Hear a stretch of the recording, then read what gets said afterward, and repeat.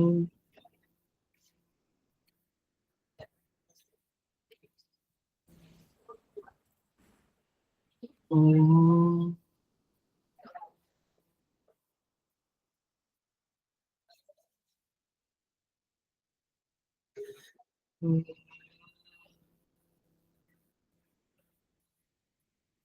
ओम सहनाववतु सहनौ भुनक्तु सह वीर्यं करवावहै तेजस्विनावधीतमस्तु मा विद्विषावहै। ओम शांति शांति शांति। समस्त जन कल्याणे निरतं करुणामयं नमामि चिन्मयं देवं सद्गुरुं ब्रह्मविद्यां। Hari Om. I welcome you all with great love and great respect in this Bhagavad Gita discourses, chapter 14. हम 14वें अध्याय में प्रवेश कर चुके हैं। आज हम मंडे को हमने इंट्रोडक्शन देखा, आज हम श्लोक में प्रवेश करेंगे। श्लोका नंबर 1, हो सके तो भाष्य भी रखो साथ में और पदच्छेद भी रखो। So we will chant chapter 14, 5 shlokas, and then we will start to this. ओम श्री परमात्मने नमः। अथ चतुर्दशोऽध्यायः।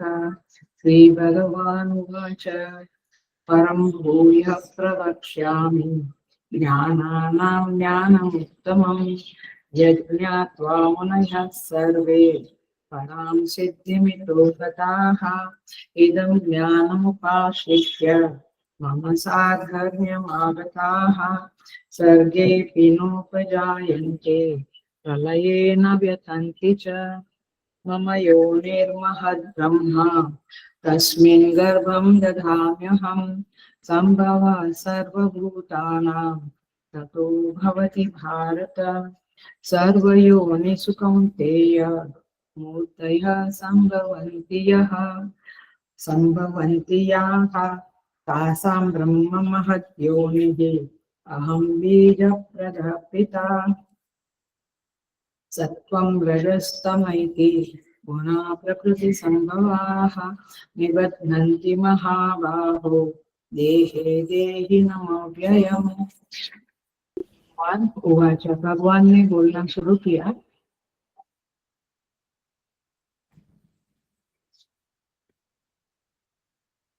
परम भूयः प्रवक्ष्यामि ज्ञानानां ज्ञानमुत्तमम् यद् ज्ञात्वा मुनयः सर्वे परां सिद्धिमितो गताः। ज्ञानानां ज्ञानमुत्तमम्, भगवान कहते हैं ज्ञानानां उत्तमम, ज्ञानों में अति उत्तम परम ज्ञानम, परम ज्ञान को भूयः प्रवक्ष्यामि, मैं भूय माने फिर से, प्रवक्ष्यामि माने कहूंगा, यत् ज्ञात्वा जिसको जानकर, सर्वे मुनयः सारे मुनिजन, इतः इतः माने यहाँ से माने इस संसार से मुक्त होकर परम सिद्धिं गताः, परम सिद्धि को प्राप्त हो गए। इस 14वें अध्याय के प्रथम मंत्र में, प्रथम श्लोक में भगवान कहते हैं, संगति तो हमने लगा दी, पूरे चैप्टर का विहंग अवलोकन भी हमने कर दिया। अब प्रथम श्लोक में परमेश्वर कहते हैं कि इसका क्या फल है, परम ज्ञान का, उत्तम ज्ञान का फल क्या है, ये प्रभु बताते हैं। हम संगति को पुनः थोड़ा सा देखते हैं। भाष्यकार कहते हैं जो संगति लगाई थी 13 चैप्टर की 14 चैप्टर के साथ, माने 13वां अध्याय 14वें अध्याय से कैसे कनेक्ट होता है, इसके बारे में हमने देखा था। पुनः रिफ्रेश करते हैं। यावत् संजायते किंचित सत्वं स्थावर जंगमं क्षेत्र क्षेत्रज्ञ संयोगात् तद्विद्धि भरतर्षभ।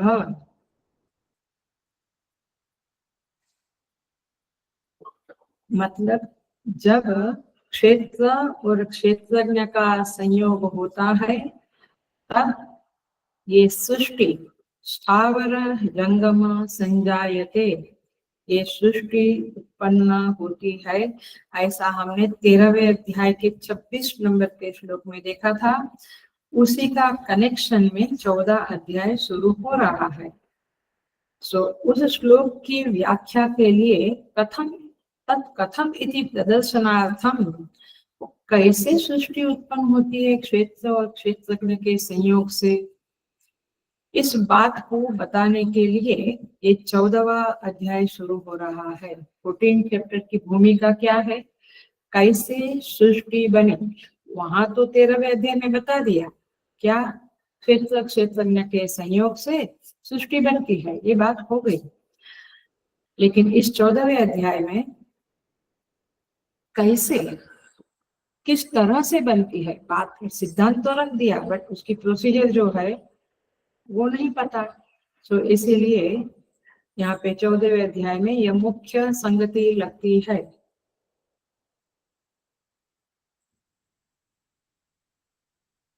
तो इस तरह से 14वें अध्याय का जो विषय है वो 13वें अध्याय से निकलता है। और ऐसा भी कह सकते हैं कि पूरा 14वां अध्याय ये 26 नंबर के श्लोक की व्याख्या है। अब ये एक बात हुई। दूसरी बात ये है कि भगवान 13वें अध्याय में कहा क्षेत्र प्रकृति है और क्षेत्रज्ञ पुरुष है। ये पुरुष और प्रकृति की बात हमने देखी। अब उनसे सृष्टि होती है तो सांख्य दर्शन जो है वह भी कहता है कि क्षेत्र और क्षेत्रज्ञ के संयोग से ही सृष्टि होती है। तो ये बात तो सांख्य भी कहा और वेदांत भी कहता है, बट कुछ फर्क है दोनों में, सूक्ष्म फर्क है, जरा देखते हैं। ऐसा नहीं है कि दोनों दर्शन सेम है, नहीं तो फिर दो नाम क्यों होते थे। तो वेदांत सिद्धांत क्या कहता है, देखो भाष्य में देखना आप, भगवान भाष्यकार कहते हैं सेकंड पैराग्राफ में, अथवा ईश्वर परतंत्रयोः क्षेत्र क्षेत्रज्ञयोः जगत कारणत्वम्, ये तो बात हो गई, न तो सांख्यानाम इव स्वतंत्रयोः इति एवं अर्थम।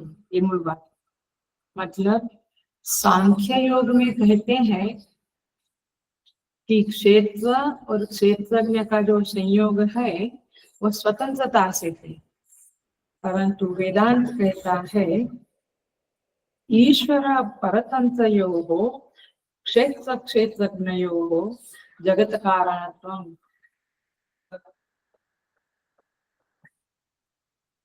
मतलब ईश्वर परतंत्रयोः, ईश्वर की परतंत्रता में, माने ये दोनों ईश्वर के परतंत्र है, वे स्वतंत्रता से सृष्टि का निर्माण नहीं कर सकते हैं। प्रकृति और पुरुष ये स्वतंत्रता से नहीं करते हैं, वे परतंत्र है ईश्वर के।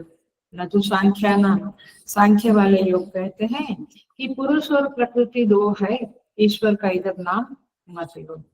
तो इस तरह से वेदांत में और सांख्य दर्शन में एक भेद है, तो हमें जानना चाहिए। तो ये क्षेत्र और क्षेत्रज्ञ की जो परतंत्रता है वह बिंदु भी 14वें अध्याय में खुल रहा है, उसकी यहाँ पे प्रस्तुति हुई है। 14वें अध्याय में भगवान बताते हैं कि ये दोनों मेरे शासन में है, according to my wish, my control they work. इस तरह से यहाँ पे 14वां अध्याय में ये बिंदु भी है और संयोग का बिंदु भी है। अब भाष्यकार, भाष्य देखना, मैं ओपनिंग भाष्य पढ़ रही हूँ, बिल्कुल 14वां अध्याय का ओपनिंग भाष्य। यहाँ पे कहते हैं प्रकृति स्थत्वं गुणेषु च संगः संसार कारणम् इति उक्तम्। तस्मिन् गुणे कथं संगः देवा गुणाः कथं वा ते बध्नाति इति गुणेभ्यश्च मोक्षणं कथं स्यात् मुक्तस्य च लक्षणं वक्तव्यम् इति एवं साध्यचा। सो यहाँ पे कहते हैं तीसरे पैराग्राफ में भाष्य देखना।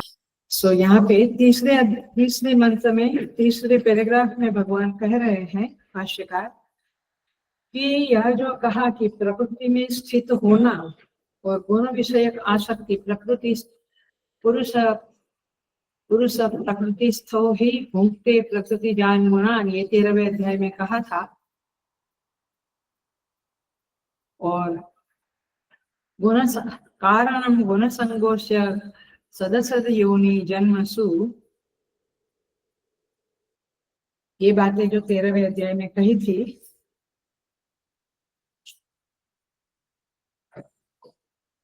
उस बात का कनेक्शन करते हुए भगवान भाष्यकार यहाँ पे तीसरे पैराग्राफ में कहते हैं भाष्य के,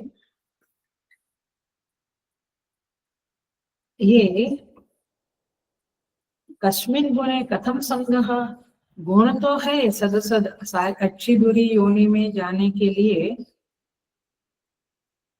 आपके गुण का ही तो रोल है उसमें, लेकिन क्योंकि आप गुणों के साथ जुड़ गए, गुणों का संग हो गया सत्व रजस तमस का, इसीलिए आपको जन्म मरण में घूमना फिरना पड़ रहा है।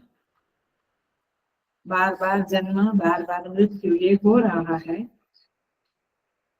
ये बात तो सच है। लेकिन कस्मिन् गुणे कथम संगः, किस गुण के साथ, आप समझ रहे हैं, सत्व रज तम, इसको गुण कहते हैं। किस गुण के साथ कौन सा संग होता है, ये बात इस चैप्टर में बताने वाले। दूसरी बात, केवा गुणाः, वे गुण कौन से है, उसके बाइफर्केशंस क्या क्या है। ये कैलिफोर्निया की और कनाडा की बात नहीं चल रही है, ये कहाँ की बात चल रही है, आपके अंदर जो गुण है उसकी बात चल रही है, तो कुछ भी नहीं सोचना। केवा गुणाः, वे गुण कौन से है, कथम बातें बदनाती, वे गुण से हम कैसे बंधते हैं। ये सत्वगुण, ये रजोगुण, ये तमोगुण हमें कैसे बांधता है। बांधता है का मतलब क्या हुआ, दूरी से बांधना।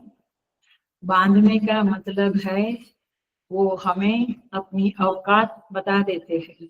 मतलब रजोगुण आया, हम काम करने लग गए, सबकॉन्शियस में चलता है कि थोड़ा पाठ जप करना चाहिए, लेकिन नहीं, रजोगुण क्या करवाता है आपसे, काम कर, थोड़ा जोड़ी दिमाग घुमाता रहता है। Are you getting the point? So ये हमें बांधते हैं, माने हम उसके वश में हो जाते हैं। That's the point. बांधना माने वही हुआ ना, पशु को हम खोट पे बांधते हैं तो वे हमारे वश में है, छोड़ दिया तो ये फ्री है। Are you getting the point? So आप कथम बातें बदनाती, वे गुण देही को कैसे बांधते हैं। गुणे व्यस्त मोक्षणम कथम स्यात्, उन गुणों से मुक्ति कैसे हो सकती है। तीनों गुणों से जिस दिन से जन्म लिया है, ये तीनों गुणों के अंदर ही घूम रहे हैं, सत्व रज तम। सत्व है तो कुछ अच्छा सोचते हैं, रज है तो दौड़ते रहते हैं, तम है तो आलस, सोना, विश्राम, वही करते हैं। तो तीनों गुण के अंदर ही हम लोग, बाहर हम नहीं है। इसका मतलब है कैसे उनसे हम मुक्त हो पाएंगे। Are you getting the point? ये चैप्टर समझता है क्या है, ये चैप्टर बिल्कुल आपकी साधना में अत्यंत सहायक है, अत्यंत सहायक है। इसको ध्यान से समझना, सुनना, 2 बार सुनना, फिर उसको प्रैक्टिस में लाना, तब जाके कुछ होगा, नहीं तो सो गुणेभ्यश्च मोक्षणं कथं स्यात्, और फिर मुक्तस्य लक्षणम वक्तव्यम, जो मुक्त हो गया है, जो मुक्त पुरुष है, महापुरुष लोग, समर्थ स्वामी समर्थ, गजानन महाराज, ज्ञानेश्वर महाराज, सब मुक्त लोग हैं। उनके लक्षण क्या है? बाहर से तो वो हमारे जैसा खाते हैं पीते हैं सब कुछ करते हैं, बट उनका इनर स्ट्रेचर कैसा है, माने उनका जो इंफ्रास्ट्रक्चर है अंदर का वो कैसा है, ये बातें इस अध्याय में कही गई है। एरोगेटिंग, कौन सा गुण कैसा संग है, उसका संग क्या है, माने गुण का कैरेक्टरिस्टिक क्या है ना, सत्व का कैरेक्टरिस्टिक क्या है। अभी आप कौन से गुण में बैठे हैं? सत्व में। थोड़ी देर में 1 घंटे के बाद रजस ऊपर को समझ में आएगा। तो कौन से गुण का क्या लक्षण है, वे गुण कौन से है, कैसे बांधते हैं, कैसे उससे मुक्ति होती है, और मुक्त पुरुष के लक्षण क्या है। ये 5 टॉपिक, 5 विषयों का विवरण इस अध्याय में किया गया है। So we are very clear what is there in this chapter. Good. अब हम पहले श्लोक में प्रवेश करते हैं। परम भूया प्रवक्ष्यामि, भगवान कहते हैं कि मैं पुनः पुनः कहता हूँ क्या, ज्ञानानाम ज्ञानम उत्तमम, सारे ज्ञान है, केमिस्ट्री का ज्ञान है, ज्योग्राफी का ज्ञान है, हिस्ट्री का ज्ञान है, साइंस का ज्ञान है, सारा ज्ञान है, लेकिन उत्तम ज्ञान किसको बोलेंगे? उस स्पिरिचुअल ज्ञान, आत्मा का ज्ञान, उस ज्ञान के बारे में मैं अब कहने जा रहा हूँ, ऐसा भगवान का कहना है। आयुर्वेदिक क्यों भगवान फिर से कहते हैं? जो प्रिय होता है ना, आप लोग अपने बच्चे का कुछ दोष है या कुछ है तो बार बार कहते रहते हो, से भगवान भी बार बार अर्जुन को ये ज्ञान के विषय में कहते। भगवान ये नहीं कहते कि तू युद्ध में भीष्म पितामह को ऐसे मारना, कर्ण को ऐसे मारना, ये बातें नहीं करते हैं। भगवान उसको उत्तम ज्ञान के लिए करते। उत्तम ज्ञान आत्मा का ज्ञान, परमेश्वर का, जीव जगत और ईश्वर का ज्ञान यहाँ पे बताते हैं। क्यों? क्योंकि अर्जुन में वो लायकात है, वो योग्यता है, उसको जिज्ञासा भी है जानने की, उसके अंदर विनम्रता भी है, हम्बलनेस भी है, ग्रहण करने की उसकी शक्ति भी बहुत जबरदस्त है। तो भगवान कहते हैं मैं तुझे वापस कहता हूँ। पहले ये सब बातें कह चुका हूँ, लेकिन अब मैं पुनः इस विषय को ज्यादा क्लैरिटी से, ज्यादा खोल कर बोल रहा हूँ, सुस्पष्ट तरह से बोलने जा रहा हूँ। सो इसे कहेंगे भूयः प्रवक्ष्यामि। वक्ष्यामि माने कहना, प्रवक्ष्यामि माने अच्छी तरह से कहना। क्या कहना है? ज्ञानानाम उत्तमम ज्ञानम, माने सारे ज्ञानों में जो उत्तम ज्ञान है वह मैं तुम्हें कहने जा रहा हूँ। उत्तम ज्ञान माने क्या? तो देखो, उसको उत्तम इसलिए कहा क्योंकि उस ज्ञान से जो फल मिलेगा वह उत्तम है, श्रेष्ठ है, हाईएस्ट है।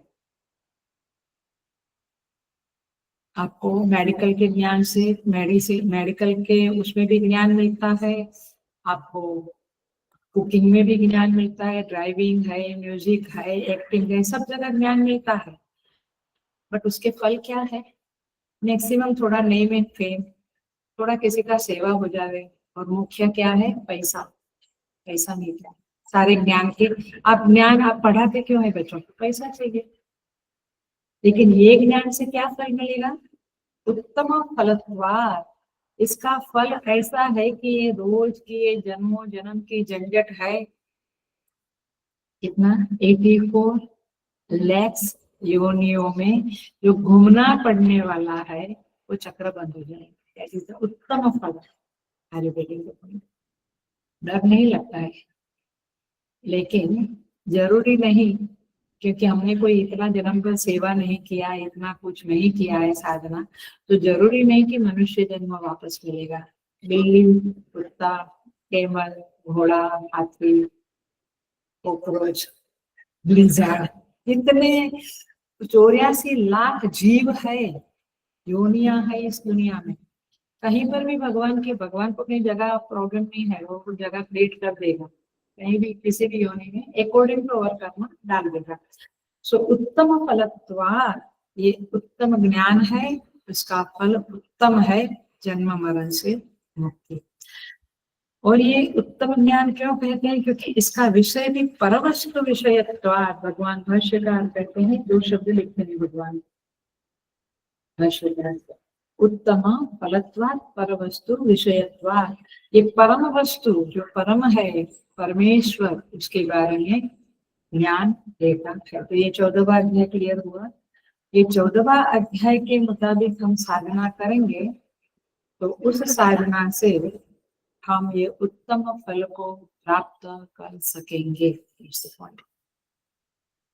तो फल क्या बताया है श्लोक में ही, क्या बताया है? पराम सिद्धिम इतो गताः, इतः माने यहाँ से, छोड़कर माने छोड़ देने पर, यहाँ से जाने पर, यहाँ से माने संसार से। तो पहला है देहाभिमान को छोड़ने पर आप जन्म मरण से मुक्त होंगे। अभी हमारा देहाभिमान बहुत स्ट्रांग है, बहुत ही स्ट्रांग है, ये मैं ये वो, जितना मैं मुझे चाहता उतना मैं किसी और को नहीं चाहता, चाहे पति हो पत्नी हो। सो इस संसार से छोड़ने का मतलब है देहाभिमान से छोड़ने पर।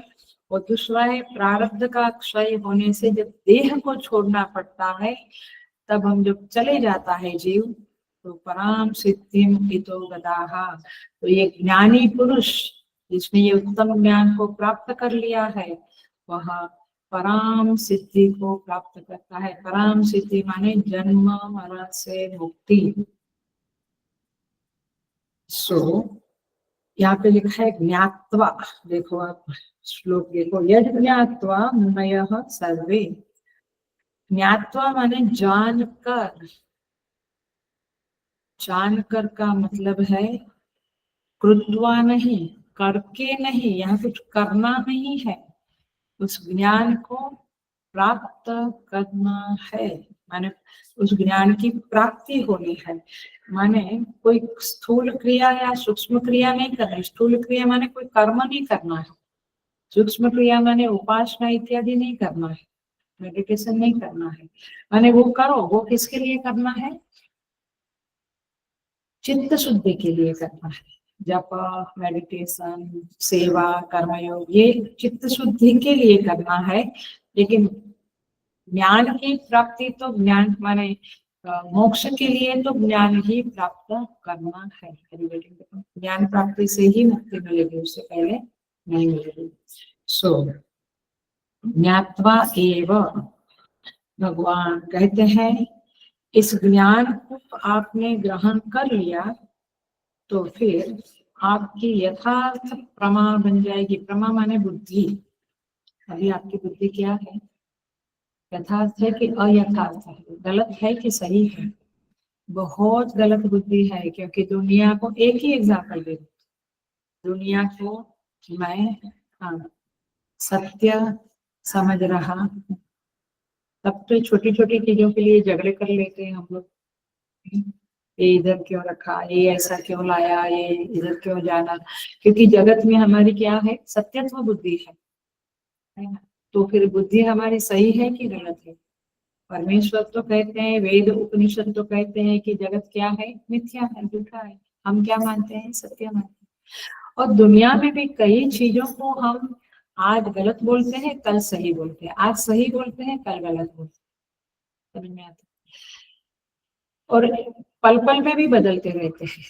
एक पल में ये कहा, दूसरी पल में ये कहते हैं। हम लोग सुनते रहते हैं, कभी आप लोग बात करते हैं तो बोलते हैं अभी ऐसा कहते हैं, अभी ऐसा कहते हैं, मतलब कि कहीं आप बुद्धि हमारी सही नहीं है।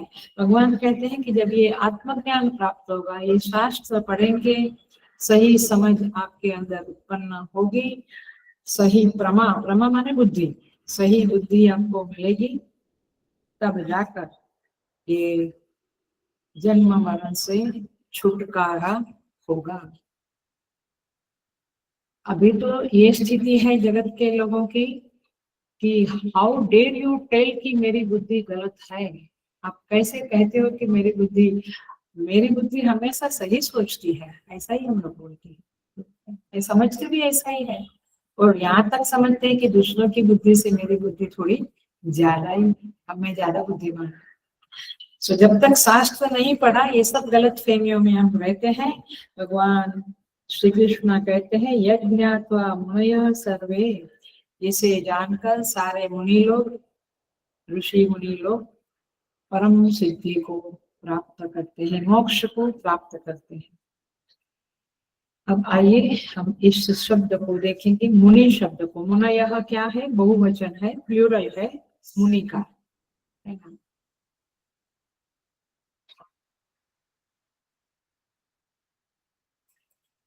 सर्वे मुनयः, तो मुनि माने अधिकारी। इस ज्ञान का अधिकार किसको है? एक गूंगा बहरा है, उसको गाने का अधिकार नहीं है ही नहीं, ओरिजिनल लायकात नहीं है, योग्यता नहीं है। तो ये ज्ञान प्राप्त करने को भी योग्यता चाहिए, तो किसको है? तो बोले मुनि अधिकारी, माने उसका राइट ऑथोरिटी मुनि लोगों। तो आइधर आप मुनि बनो या फिर आपको ये अधिकार नहीं मिलेगा। सो जो मनन करता है, अब ये बहुत बड़ा शब्द है, मनन माने कॉन्टेम्पलेशन, चिंतन किसी विषय के ऊपर। जनरली सामान्य लोग तो चलो अभी जॉब करते हैं, लेकिन पहले तो लेडीज लोगों का एक ही कारोबार होता था, चिंतन एक ही टाइप का, बैंगन की भाजी बनाओ कि भिंडी की बनाओ, बासमती चावल यूज करो कि सर, यही चिंतन चलता रहता था। आजकल ठीक है थोड़ा जॉब करते हैं तो अलग बात है, फिर भी चिंतन कोई आत्मज्ञान वाला नहीं चलता है, चिंतन यही चलता है। बट यहाँ पे क्या चिंतन करना है? और कौन है? मननशील, माने जो आत्मा के बारे में चिंतन करता है, जगत के विषय में, नॉट जगत के विषय में ये पौधा इधर क्यों लगा उधर, वो नहीं। ये जगत क्या है? ये जीव चला जाता है, हम देह को जला देते हैं, ये जीव चला गया वो क्या है?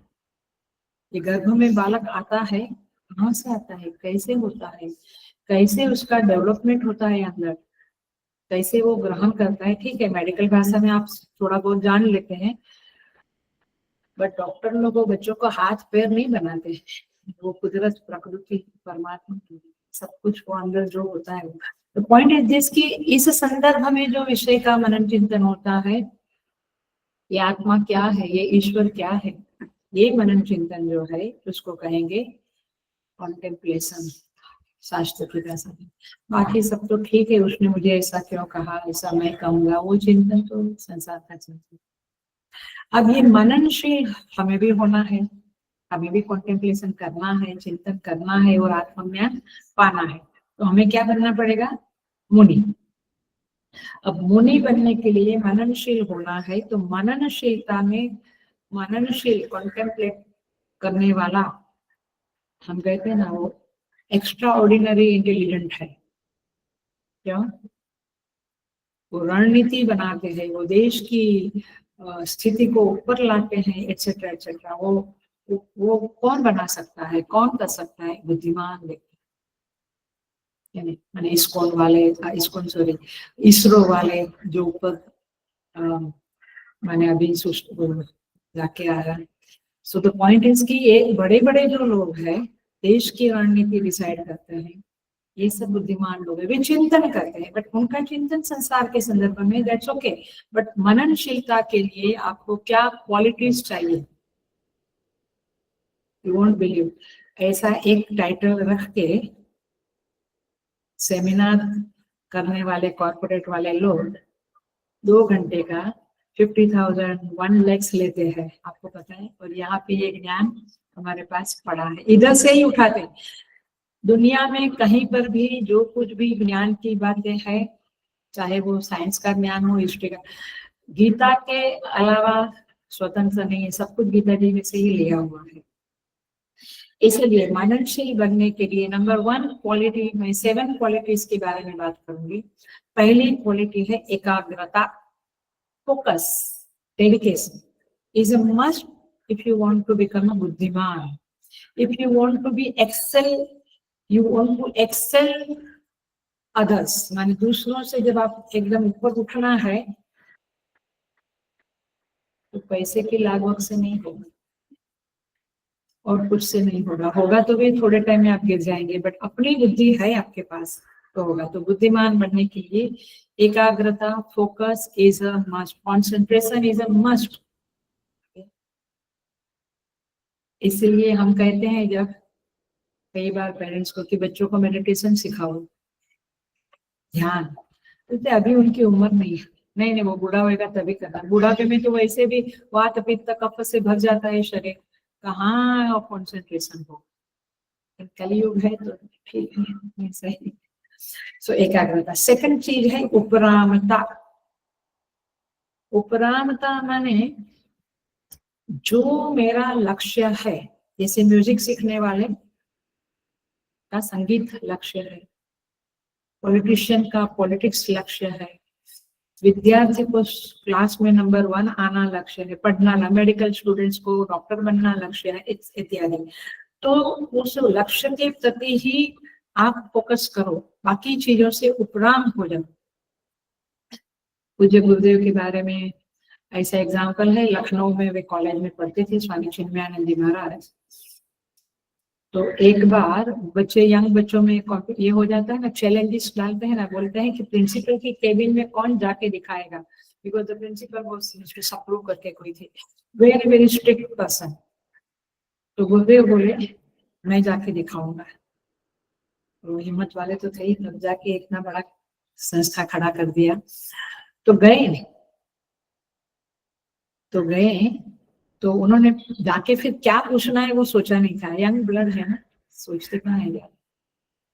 फिर पूछा क्यों आए वो, तो बोले, फिर उन्होंने सत्य कह दिया कि बच्चों लोगों में चैलेंज हुई तो मैं आ गया। तो बोला इसका मतलब है कि तुम्हारा ध्यान किधर है, पढ़ाई में है कि ये सब चीजों में है। फिर उन्होंने कहा कि अपनी कॉलेज के पीछे ही टॉकीज है, कभी फिल्म सिनेमा थिएटर्स लगा करते थे। बोले कि मुझे इधर आके 25 साल हुआ है, वो प्रिंसिपल बोलते हैं, पहले टीचर थे फिर धीरे धीरे 25 साल हुए, मुझे पता नहीं कि वो टॉकीज, वो जो थिएटर है वहां पे कब कौन सा मूवी चलता है, और मैंने ना कभी उधर पैर रखा। My focus is my college. Are you getting the point? और हम बच्चों को तो कराटे भी सीख ले, तो थोड़ा भांगड़ा भी सीख ले, वो तो थोड़ा दुनिया को भी देख ले, मोबाइल तो देखना ही है तुझे, यूट्यूब तो देखना ही है, क्योंकि तुझे ज्ञान मिलेगा, ज्ञान मिलेगा, डाइवर्सन होगा, he will not be able to focus. जितने भी बड़े बने, भीमसेन जोशी देखो, सुब्बा लक्ष्मी देखो, या कोई एक्टर देखो, they are very seriously focused into their लक्ष्य, इनटू देयर गोल। सो उपरामता, उपरामता माने और कुछ नहीं चाहिए। हम लोग इतने साल से ऋतु में रहते, मुझे किसी का घर नहीं पता, इतने लोग आते हैं, I am never going to anybody's house. Ahmedabad में भी बाजू में ही थे, मैं कभी नहीं गई। पॉइंट की फोकस होना है, तब जाके ये पुस्तक, ये गीता के स्वामी सुबोधानंद ये कि आज 16वां अध्याय दिया है, अभी 16 अध्याय हो गया, ऐसे नहीं होता। उस समय में उनका लिखान लिखान लिखान पूरा कोर्स, 2-2 कोर्स लिख रही थी मैं। पॉइंट इज दिस की उपरामता तो चाहिए, आप 10 जगह पे दिमाग लगाएंगे तो आपका कुछ anyway। तीसरा है समाधान। समाधान माने सम्यक आधान, माने आप जिस क्षेत्र को चुना है, you want to become engineer, you want to become doctor, you want to become musician, आप उसमें एंट्री मारने की, माने आप उसमें अपने मन को रख देने की योग्यता बढ़ानी चाहिए।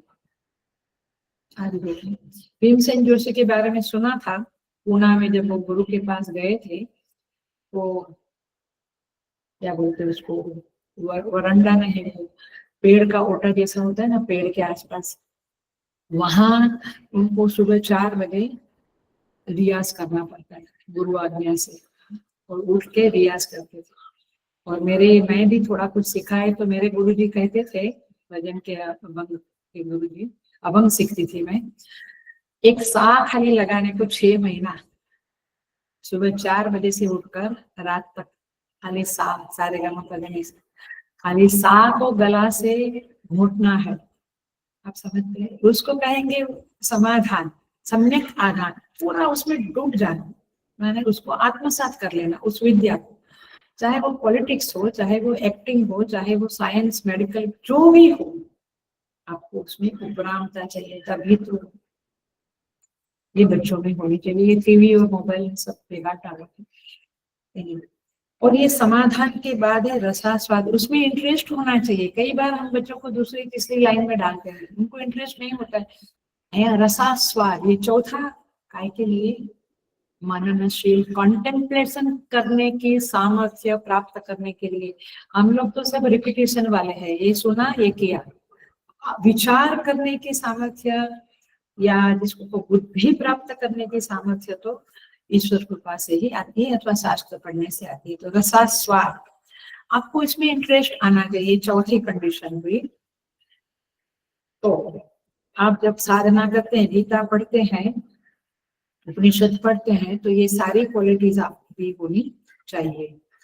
और फिर नहीं है तो आप प्रयत्न करो, क्योंकि प्रयत्न करने से भी हम कुछ अचीव तो कर ही सकते हैं। नेचुरल अपने पास कैपेसिटी नहीं है शास्त्र पढ़ने में इंटरेस्ट आना, शास्त्र सुनने में इंटरेस्ट आना, तो ठीक है।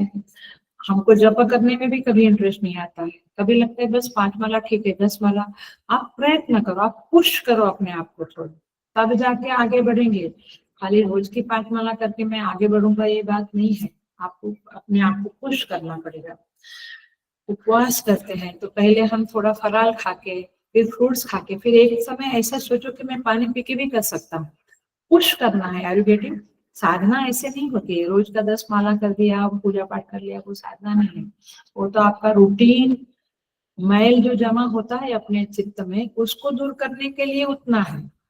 अब उसको दूर करने को भी उतना भी कोई नहीं करते हैं, तो फिर तो मनुष्य योनि संभव नहीं है अगले जन्म में, क्योंकि मैल ही जमा होता है।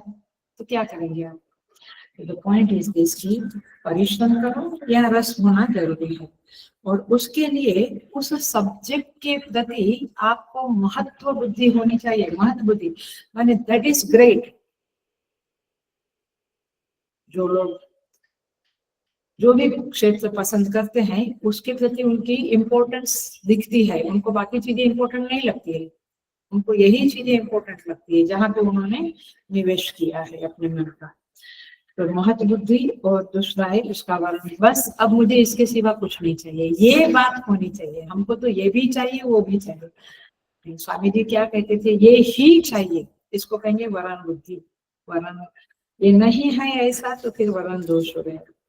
और इस तरह से जब हमारा चूज सिलेक्शन हो जाता है, तब जाकर हम सत्व गुण में प्रवेश करता है। चाहे वो साइंटिस्ट हो, म्यूजिशियन हो, एक्टर हो, पॉलिटिशियन हो, जो भी, डांसर हो, जो भी हो, वो सत्व गुण में प्रवेश करता है, जिसके अंदर ये 7 क्वालिटीज है। पकड़ी 7 क्वालिटीज।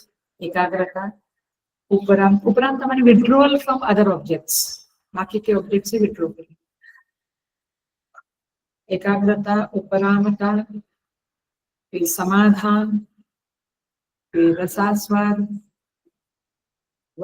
महत्व बुद्धि, वरण दोष, वरण और सत्वगुण। तो 7 चीजें आपके अंदर आ जाएगी, तब जाकर आप एक्सेल करोगे।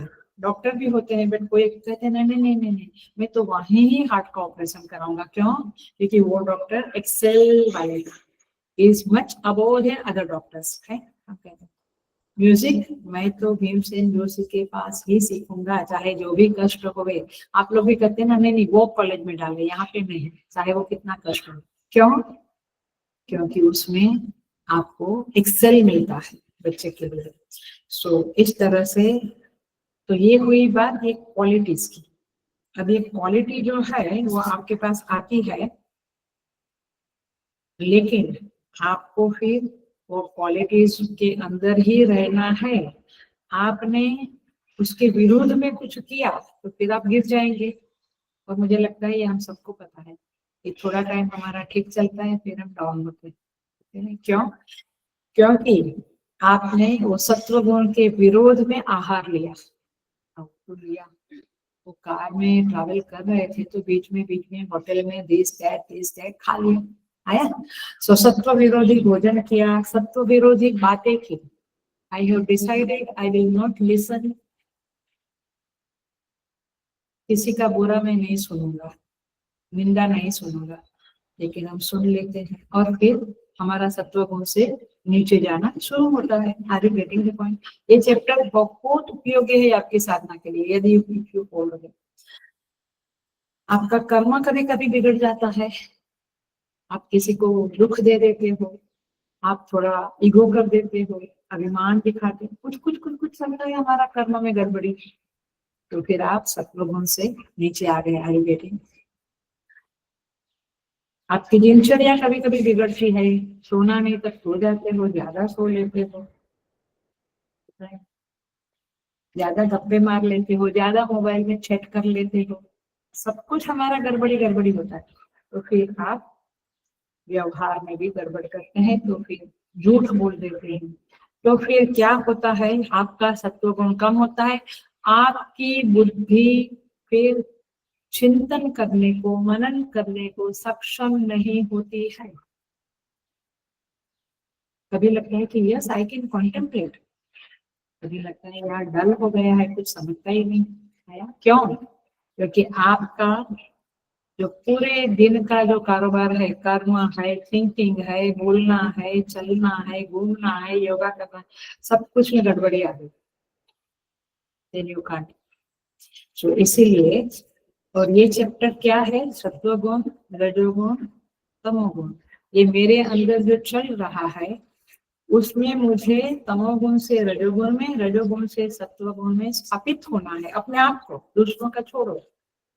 वो सारा चैप्टर वो टेक्निक समझाएगा आपको, बट वो टेक्निक को समझना है, उसके ऊपर विचार करना पड़ेगा तब जाके। सो इस तरह से यहाँ पे ये बातें बताई है। देखो, ये सारे गुण जो है वो बंदूक की नली को साफ करने जैसा है, माने हमारे चित्त को साफ करने जैसा है, लेकिन ये समाधान माने मन को अपने चाहे हुए विषय के साथ जोड़ देना, माने मुझे मुझे गीता का चिंतन करना है तो गीता के साथ जोड़ देना, ये समाधान है। बाकी सारा जो है उपरामता, एकाग्रता, ये सब क्या है, बंदूक की नाली को साफ करने जैसा, और ये क्या है, निशाना साधना है, समाधान। और फिर गोली भी चाहिए बंदूक के अंदर, वो गोली क्या है, सामग्री। गोली माने आपको मनन करने को सामग्री तो चाहिए, सत्वगुण, रजोगुण, तमोगुण शब्द तो चाहिए, आप कैसे मनन करेंगे? संसार का मनन तो बहुत हो जाता है, मॉल में जितनी चीजें देखी सारा चीजों का मनन हो जाता है, ये भी देखा था, ये बाद में लूंगा, ये अभी लूंगा, इसकी जरूरत नहीं है, वो मॉल का चिंतन हो जाता है। बट इधर इधर मैं बोलो, एक श्लोक बोलो, लोग 15 अध्याय भी बाय हार्ट करने को ना बोलते हैं, बाय हार्ट नहीं करेंगे, उसका मीनिंग नहीं समझे, तब क्या खाक मनन करेंगे हम, क्या चिंतन करेंगे आप? इसीलिए हमारी संस्कृति में बाय हार्ट करने का बहुत महत्व है, बहुत महत्व है, क्योंकि बचपन से हमको श्लोक बाय हार्ट कराते हैं, पाठ बाय हार्ट कराते हैं। सो तात्पर्य ये है कि सामग्री भी चाहिए। तो इस तरह से मुनि शब्द के अंतर्गत ये सारी बातें आती है। आपको बहुत श्रवण करना है, पढ़ना है, चिंतन करना है, और फिर गुरु गुरु कृपा से उस मनन की रीति नीति सीखना है, और फिर जीवन में डिसिप्लिन लाकर अपने को आगे बढ़ाना है। तो इस तरह से ये भगवान कहते हैं, मुनयः सर्वे है पराम सिद्धिम इतो गताहा। यहाँ से निकल कर, देह से जब निकलना हुआ तो फिर वो मोक्ष को ही प्राप्त कर गए, पुनः आना जाना नहीं हुआ। इसी बात को सेकंड श्लोक में बताते हैं। आइए हम देखेंगे दूसरा नंबर का श्लोक।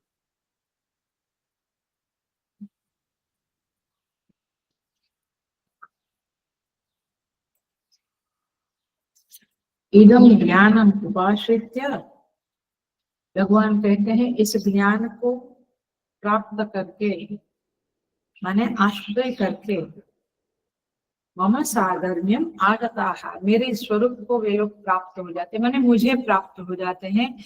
वह भक्त भगवान से एक हो जाता है। कब? इदम ज्ञानम उपासित, इस ज्ञान को प्राप्त करके।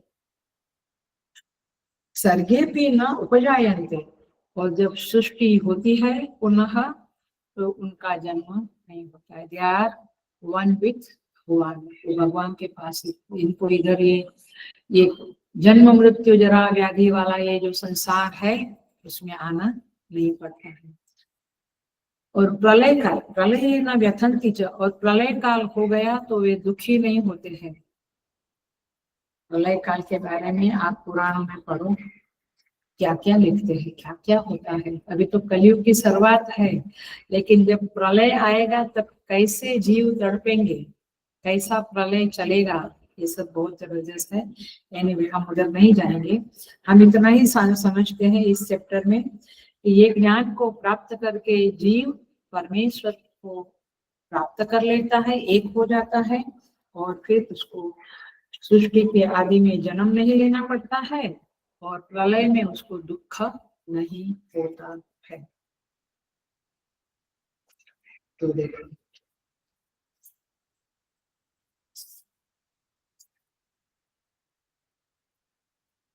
भगवान इस दूसरे श्लोक में भी फल बताते हैं। पहले क्या फल बताया? सिद्धिम गताः, मोक्ष को प्राप्त। अभी क्या बताते हैं? मम साधर्म्यम आगताः, मेरे स्वरूप को प्राप्त कर लेते हैं। फलवाद अयम स्तुत्यर्थम उच्यते, भगवान भाष्यकार कहते हैं इस श्लोक में फलश्रुति बताते हैं। किसकी फलश्रुति? ये ज्ञान प्राप्त करने के, ये ज्ञान की बात चल रही है ना। इस ज्ञान को प्राप्त करेंगे तो क्या फल मिलेगा, ये कोई नई बात नहीं है। आप लोग देखते हैं ना, ये ब्रांच में डालेगा बेटे को तो ये पेमेंट मिलेगा, ये स्थान में डालेगा तो ये पेमेंट, हाँ ज्यादा पेमेंट है, ज्यादा कॉन्ट्रैक्ट है, तब तो आप इधर उधर बच्चे लोग भी बहुत ढूंढते रहते हैं फल की प्राप्ति। फल क्या मिलेगा, ये मूल बात है। तो भगवान कहते हैं इदम ज्ञानम उपाश्रित्य, मतलब कि ये ज्ञान का आश्रय लेकर। अभी हम किसका आश्रय लिया है? बोलो ना। रुपए का, चैटिंग का, चैट करते हैं। भोजन का, भोजन करना ठीक है, जो मिला भोजन कर लिया। इसलिए आश्रम लाइफ आप नहीं जी सकते हैं, क्योंकि आश्रम में ऑर्डर नहीं होता है कि आज ये, जैसे होटल में हम ऑर्डर देते हैं ना, वैसे आश्रम में ऑर्डर नहीं। दाल चावल रोटी सब्जी, दाल चावल रोटी सब्जी, हम लोग 10 साल तक वही खाया है आश्रम। तो क्या मतलब, क्या हुआ इसका? उपाश्रित्य माना उसके आश्रय में। तो आप ज्ञान के आश्रय में रहना है तो गुरु के आश्रय में रहना पड़ेगा, आश्रम के आश्रय में रहना पड़ेगा। तो आप समझ सकते हैं। तो इस ज्ञान के आश्रय में रहकर मतलब ये हुआ कि ये ज्ञान आपकी बुद्धि में ऑल द टाइम प्रकाशित होना चाहिए। ये प्रमाण, ये बुद्धि की नौका में आपको बैठ जाना चाहिए। अभी तो आप नौका देख रहे हैं, आपको ये नौका माने ये बुद्धि दिखती है कि ऐसी बुद्धि कब होगी जब अहम ब्रह्मास्मि, मैं ही ब्रह्म, ऐसा ज्ञान होगा। ऐसी बुद्धि कब होगी, ये जगत मिथ्या है, ऐसा ज्ञान होगा। अभी तो खाली आप सुन रहे हैं। सो ये प्रमा की नौका में बैठने का अर्थ है कृपाश्रित्य। भगवान चौथे अध्याय में भी कहते हैं सर्वं ज्ञान प्लवेनैव रुजिनं संतरिष्यति, संतरिष्यसि। रुजिनम माने जो निष्पाप लोग होते हैं। कौन कह सकता है कि मैं निष्पाप हूँ? सबके अंदर है कि मैंने ये पाप किया है, ये गलत किया। निष्पाप लोग ज्ञान रूपी नौका में बैठकर इस संसार रूपी सागर को पार कर लेते। बट पहले क्या होना पड़ेगा? निष्पाप। और फिर क्या होना पड़ेगा? ज्ञान प्लव, प्लव माने नौका। ज्ञान रूपी नौका आपको प्राप्त करनी पड़ेगी। कहाँ से मिलेगी? गुरु से मिलेगी। और कहाँ से मिलेगी? शास्त्र से मिलेगी।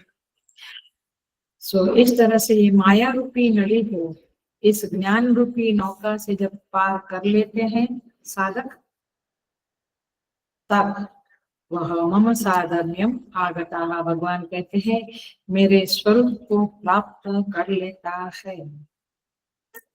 जो संसार में डूबे हुए लोग हैं उनको तो ये बातें भी अच्छी नहीं लगती, ये सत्संग उनको बोर होता है, जिनको लगता है ये पागल लोग हैं जो ये सब सुन रहे हैं, कहते हैं संसार में लोग कहते हैं ऐसा। लेकिन जैसे सोए हुए से आदमी से जब जाग जाता है तो स्वप्न कैसा लगता है, मिथ्या, वैसे आदमी जाग जाता है तो संसार की बातें अब उसको झूठी लगने लगती है, उसमें कोई दम है ऐसा नहीं लगता। मिथ्या माने क्या, दम नहीं है।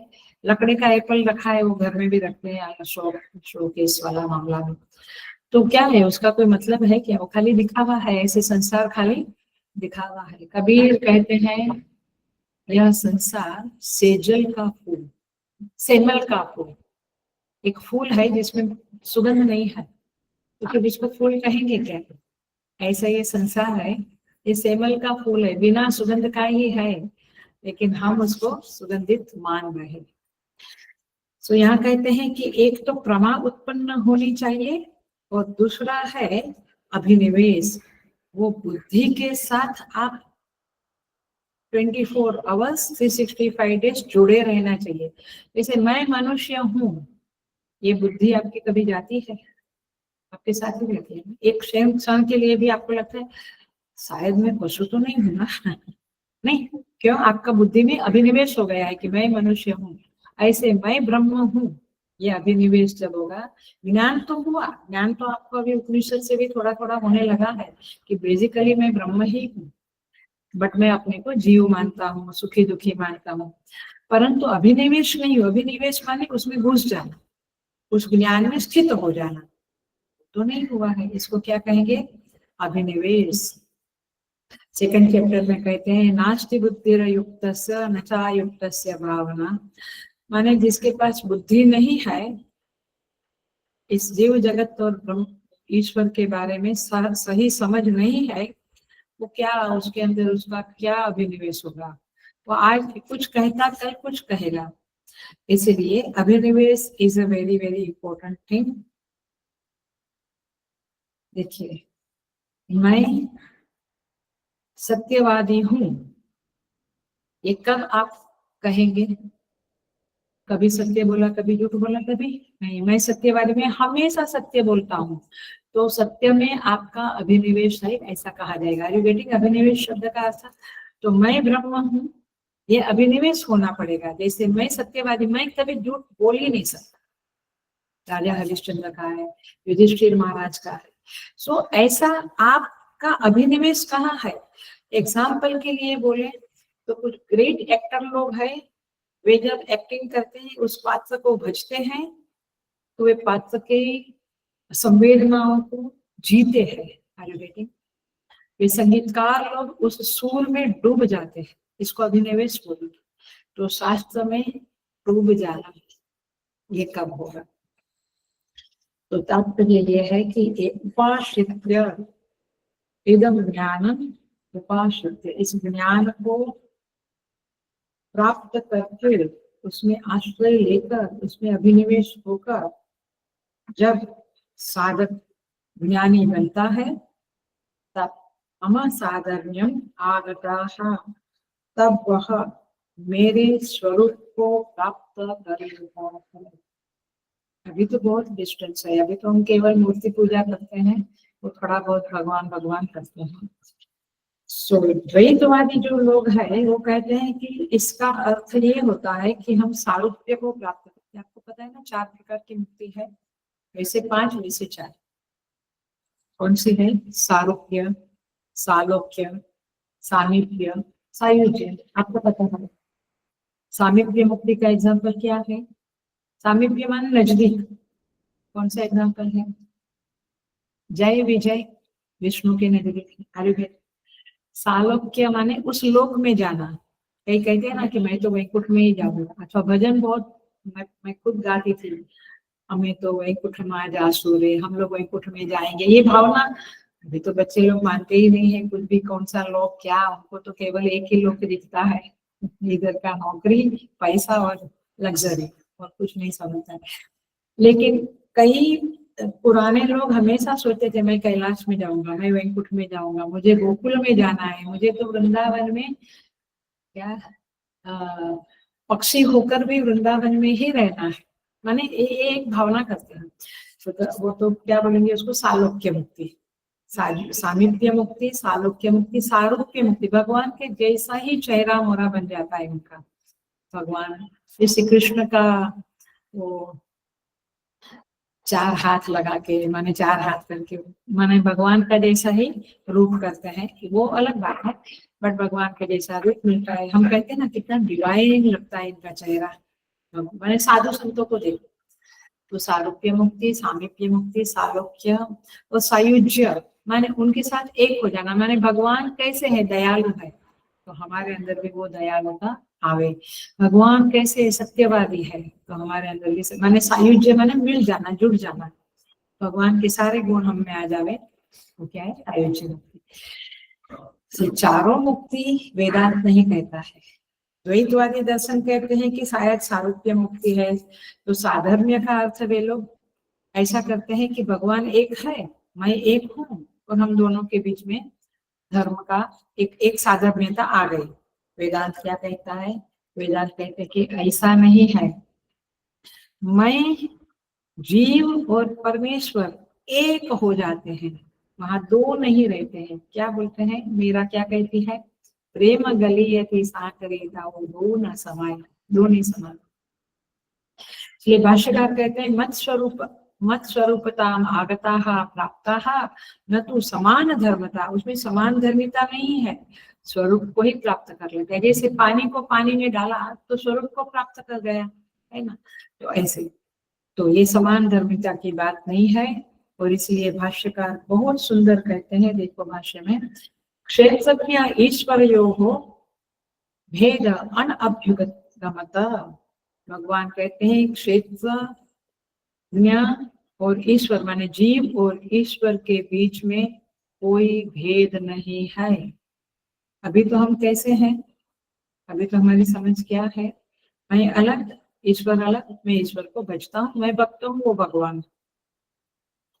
जब ज्ञान हो जाएगा तो आप में कोई भेद नहीं रहेगा, तब अहम ब्रह्मास्मि वाली घटना घट जाएगी।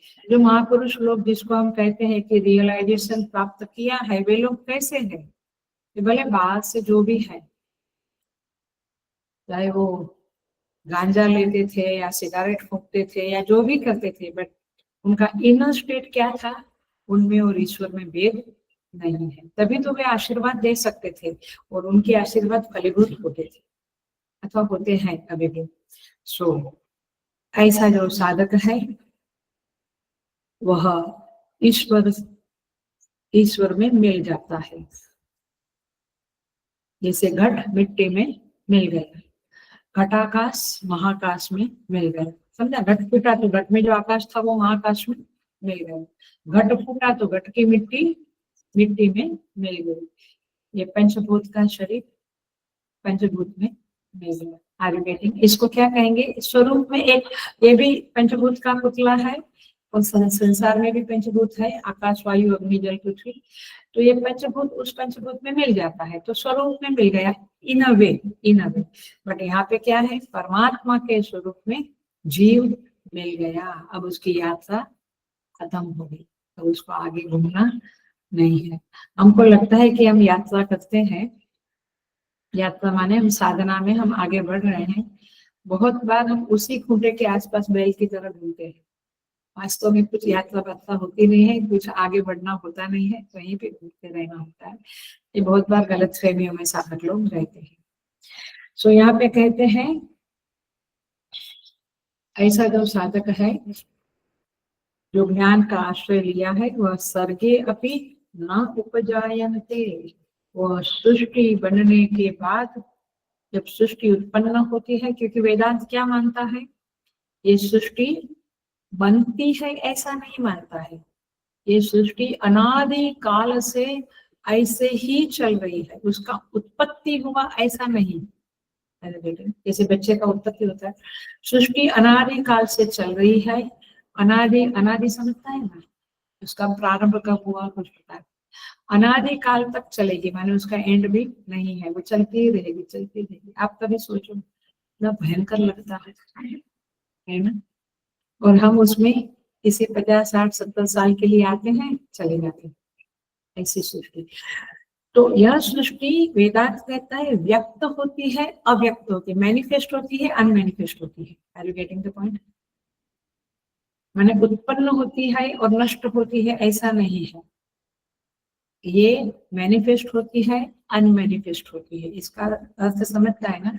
कितने सारे ऐसे, अच्छा आपने स्विच दबाया तो मोबाइल मैनिफेस्ट, उसमें सारा डाटा मैनिफेस्ट हो गया, माउस से एक टच किया तो लैपटॉप में या कंप्यूटर में, और फिर डिलीट नहीं, अव्यक्त हो गया, हटाया तो गया। तो गया का मतलब नाश नहीं होता है, वो अंदर पड़ा रहता है डाटा। Are you getting? ऐसे इस सृष्टि के जो सारे गुलाब है, पपीता है, हाथी है, जो भी कैरेक्टरिस्टिक वाली चीजें हैं 84 लैक्स में, वो सब पड़ी रहती है। केवल आपको याद है ना भागवत जी का मत्स्यावतार, वो मछली के रूप में भगवान आए होते, सारा कुछ अपने अंदर रख लिया, फिर जब सृष्टि उत्पन्न हुई तो सारा कुछ मैनिफेस्ट हो ऐसे। अच्छा और बताऊं, हमको किसी से गुस्सा आया, नफरत हुआ, वैर हुआ, हेट्रेड हुआ, उसको हम क्या करते हैं? अव्यक्त में डाल देते हैं। अव्यक्त माने समझता है ना, बताते नहीं है, इन अनमैनिफेस्ट माने मैनिफेस्ट, अनमैनिफेस्ट में डाल देते, अंदर गया, समय आया तो व्यक्त हो गया। अब समझ में आया? ऐसे सारी सृष्टि उसके नियमानुसार अव्यक्त में जाती है, और जब जीवों के कर्म पुनः फल देने के लिए तैयार हो जाते हैं तो वह व्यक्त होते हैं। जैसे बीज अभी अव्यक्त है, बाद में पौधा बन के व्यक्त होता है, सिंपल। तो इसलिए यहाँ पे कहते हैं कि वह सृष्टि सर्गे अपनी न हो जाते, ये जो साधक है, ये जो ज्ञानी है, वो सृष्टि के व्यक्त होने पर पुनः जन्म नहीं लेता है। क्यों? क्योंकि जन्म कौन लेगा? जन्म वह लेगा जिसको सृष्टि के प्रति अट्रैक्शन है। अपन उस जगह पे वापस कब आएंगे? बट अट्रैक्शन होगा तो हम, अच्छा हम यूरोप घूमने गए, वापस गए, वापस गए, क्यों? क्योंकि अट्रैक्शन। तो सृष्टि में अट्रैक्शन होगा, आकर्षण होगा तो व्यक्ति आएगी, जीव आएगा। उसके लिए सृष्टि क्या बन गई? अच्छा एक बार मैंने वो एप्पल पड़ा है, उसको हाथ लगाया खाने के लिए, पता चला लकड़े का है, तो दूसरी बार जाएगा नहीं, हाथ लगाएगा नहीं। इस साधक को, इस जीव को, इस ज्ञानी को पता चल गया क्या ये सृष्टि मिथ्या है, वापस क्यों आएगा? वो क्यों आएगा? किसी से प्यार करने और किसी से नफरत करने। आखिर ये संसार का झमेला आखिर है क्या? कहीं प्यार, कहीं नफरत, और है क्या? और वो भी सब झूठा झूठा है। नफरत है वहां कभी फिर से प्यार होता है, प्यार है वहां नफरत होती है, सब मिथ्या जैसा, माने फ्रिजाइल है सब, सेमल के फूल के जैसा है सब, इसमें दम नहीं है, उसमें सच्चा आनंद नहीं है। वो ठीक है ऊपर ऊपर से थोड़ा और मजेदार है, हम लोग भी नाटक में ही अच्छा लगता है, हम लोग ये सब नाटक ही कर रहे हैं सृष्टि संसार के अंदर। Anyway, so the point is this कि उसकी संसार में सद्बुद्धि नहीं होगी। सद्बुद्धि माने यह सत्य है ऐसी बुद्धि नहीं होगी, तो फिर वो क्यों आएगा? इसीलिए सर्गे अभी न उपजायते, वो सृष्टि होने पर उत्पन्न नहीं होता है।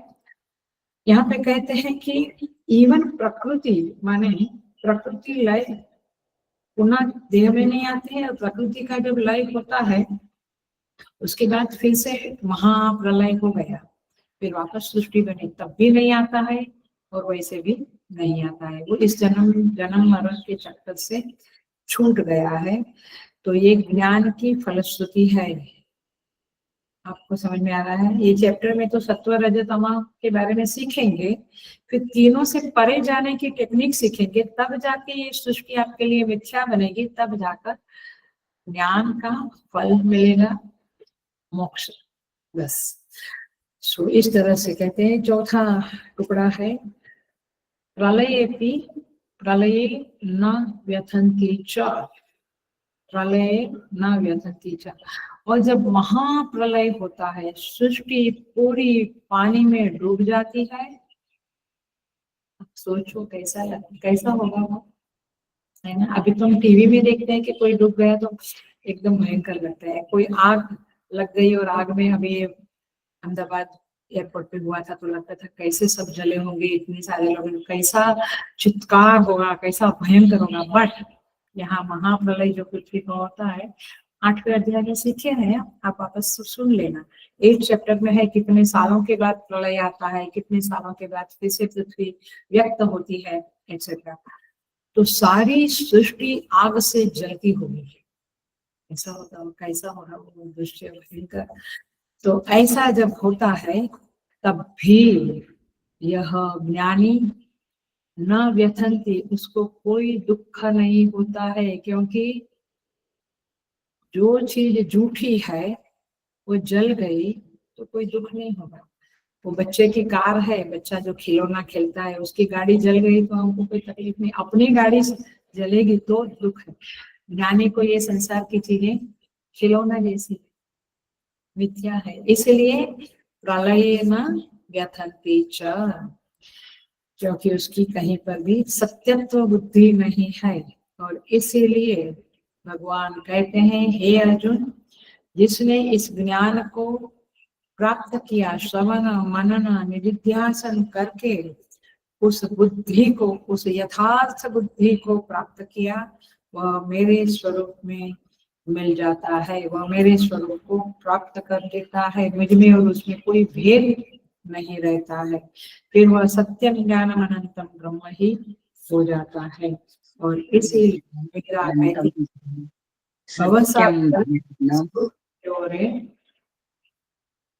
फिक्र नहीं मोहे तरन की। पानी है तो तरने का और डूबने का डर है, फिक्र नहीं मोहे तरन की। क्यों? भव सागर सदो सुख गयो रे, फिक्र नहीं मोहे तरन की, मोहे लागे लगन गुरु चरण।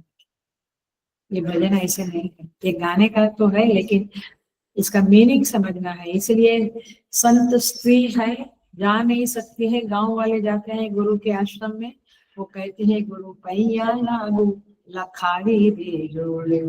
मेरे प्रणाम गुरु जी को बता देना, मैं आ नहीं सकती। जैसे हम लोग कहते हैं ना, तिरुपति जा रहे हैं, हमारे नमस्कार करवा देना, हमारी तरफ से दक्षिणा पेटी में डाल देना, ऐसा हम लोग कहते हैं।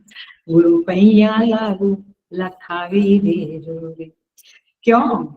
जन्म जन्म का सोया मनवा, जन्म जन्म का सोया मनवा, शब्द न मारी जगावी दे जोरे। गुरु के एक शब्द ने मेरी आत्मा को जगा दिया। मैंने साधक जाग जाता है, जब तक वो जाग नहीं जाएगा तब तक वो सत्संग नहीं करेगा। चाहे आप जबरदस्ती उसको सत्संग कराओ या जप कराओ, वो जागना चाहिए। तो कौन जगाया? शब्द न मारी जगावी दे जो। वो कहती है कि गुरु को कहिएगा कि मुझे शब्द की मार दे, मैंने शब्दन से मुझे मारे। शब्दन से मारे यही जप सत्संग।